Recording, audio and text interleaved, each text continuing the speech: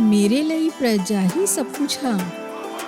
ਜੇ ਮੇਰੀ ਪ੍ਰਜਾ ਦੁਖੀ ਤੇ ਭੁੱਖੀ ਰਹੇ ਤੇ ਮੇਰੇ ਭੋਜਨਾ ਭੰਡਾਰਾ ਭਰੇ ਹੋਏ, ਉਹਨਾਂ ਦੇ ਰਾਜਾ ਕਿਵੇਂ ਬਣ ਸਕਦਾ ਹਾਂ। ਸਾਰਿਆਂ ਦਾ पेट भरना मेरा फर्ज हाँ। जब कभी भी पंजाब के इतिहास की बात होगी तो शेर पंजाब महाराजा रणजीत सिंह का नाम ज़रूर लिया जाएगा। उनका जन्म 13 नवंबर 1780 को पंजाब के गुजरांवाला इलाके में पिता महासिंह और माता राजकौर के परिवार में हुआ। 12 अप्रैल सन 1801 को रणजीत सिंह को महाराज का ताज मिला। जिस दिन उनको महाराजा घोषित किया गया वह दिन बैसाखी का था। उस समय वे महज 20 साल के थे। रणजीत सिंह आधुनिक सेना बनाना चाहते थे। इसके लिए उनको पश्चिमी युद्ध कौशल और तरीकों को अपनाने से भी परहेज नहीं था। उन्होंने अपनी सेना में कई यूरोपीय अधिकारियों की भी नियुक्ति की। उनकी सेना को खालसा आर्मी के नाम से भी जाना जाता था। शुरू में उनका नाम बुद्ध सिंह था। कहा जाता है कि उनके पिता महासिंह ने एक युद्ध में छतर सरदार को हराया था। महासिंह ने इस युद्ध में अपनी जीत के बाद बेटे का नाम रणजीत सिंह रखा, जिसका मतलब विजेता होता है। महाराजा रणजीत सिंह अपनी दरियादिली के लिए भी काफी जाने जाते थे और उन्हीं की तरह उनके किस्से भी काफी मशहूर थे। एक दिन महाराजा रणजीत सिंह का जुलूस जा रहा था। सड़क के दोनों ओर लोगों की भारी भीड़ जमा थी। अपने लोकप्रिय शासक की एक झलक देखने को वे बेकरार थे। उसी समय एक बूढ़ी महिला कुछ लोगों को धक्का देते हुए घोड़े के सामने आ गई। वह महिला अपने हाथ में एक बर्तन भी लाई थी। उसने महाराजा के पैरों से अपने बर्तन को रगड़ना शुरू कर दिया।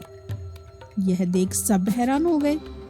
महाराजा के अंदर भी यह जानने की जिज्ञासा पैदा हुई कि यह महिला आखिर ऐसा क्यों कर रही है। उन्होंने महिला से पूछा तो महिला का जवाब हैरान करने वाला था।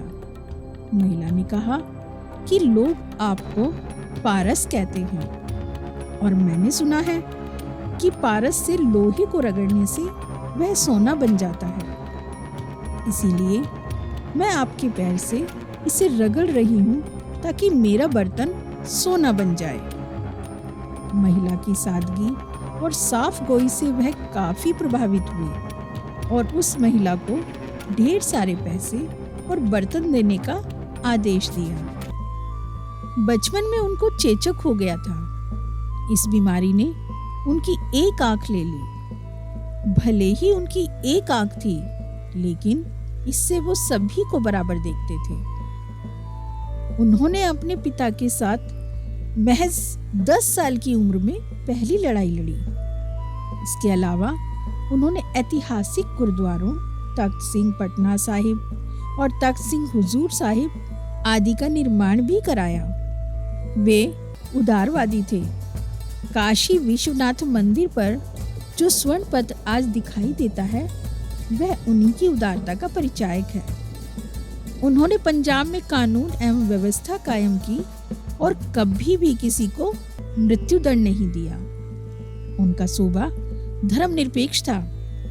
उन्होंने हिंदुओं और सिखों से वसूले जाने वाले जजिया पर रोक लगाई और कभी भी किसी को सिख धर्म अपनाने के लिए विवश नहीं किया। उन्होंने अमृतसर के हरि मंदिर साहिब गुरुद्वारे में संगमरमर लगवाया और सोना मढ़वाया।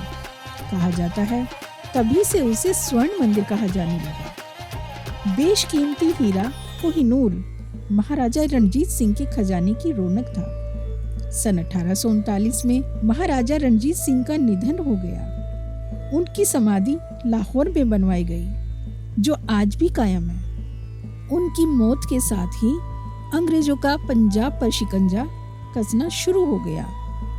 अंग्रेज सिख युद्ध के बाद 30 मार्च 1849 के दिन पंजाब को ब्रिटिश साम्राज्य का अंग बना लिया गया और कोहिनूर हीरा महारानी विक्टोरिया को पेश कर दिया गया।